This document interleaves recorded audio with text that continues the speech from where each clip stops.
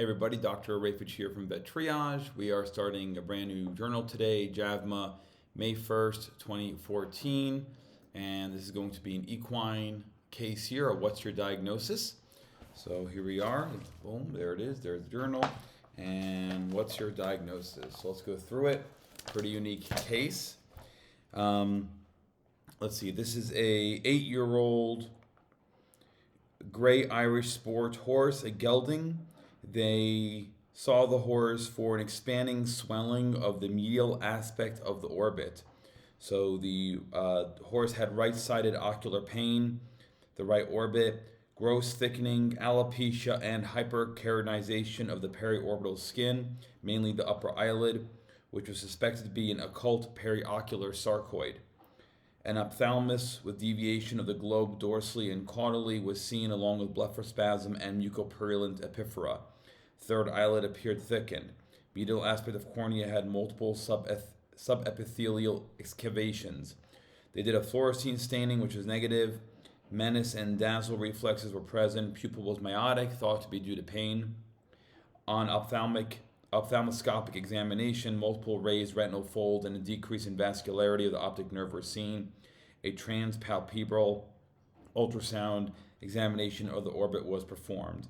And this study comes out of University in Ireland, as well as an equine hospital in New Jersey and equine hospital in England. So this is the image of the ultrasound here of the eye. And so you can see here, number 1 is cornea, so that's right over here, the most superficial layer of the eye. Then number 2 here is going to be the anterior chamber. 3 is the iris and ciliary body. 4 is the lens. 5 is the vitreous chamber. 6 is retina. And then 7 is the actual mass. And so here you can see the mass itself a bit more in a different angle of the ultrasound. Let's minimize myself. There we go. The mass measured approximately 4.4 centimeters in depth and was 4.8 centimeters in width. Intraorbital but extraocular mass ventral to the globe extending into the retrobulbar space was evident. The mass results in indentation of the sclera but did not invade the globe. The intraocular structures are of normal size and correct location. Mass is homogeneous in echogenicity, hyperechoic on the globe content, and hypoechoic to the adjacent periocular structures. Mass is well demarcated, measured 4.8 by 4.4 centimeters. The periorbital bony structure is intact. Optic nerve cannot be seen, probably because the mass was taking up the space. The mass was excised under a general anesthesia, along with a third eyelid. Globe was preserved. They performed histopathology as well as immunohistochemistry staining. It was negative for S100 protein, and they confirmed intraorbital sarcoid. Until 7 months after surgery, there was no problems, and then a small mass developed on the medial aspect of the right upper eyelid. This was also resected, and the surrounding area was medicated with cisplatin, which is chemotherapy. 2 years after surgery, the horse was still tumor-free. Prior to ultrasound, a squamous cell carcinoma was considered, most likely because it is the most common neoplasm affecting eye and adnexal sites in the horse. Ocular squamous cell carcinoma usually involves exophthalmos, although enophthalmos, third eyelid prolapse, and progressive conjunctival and eyelid swelling have all been reported to occur on occasion.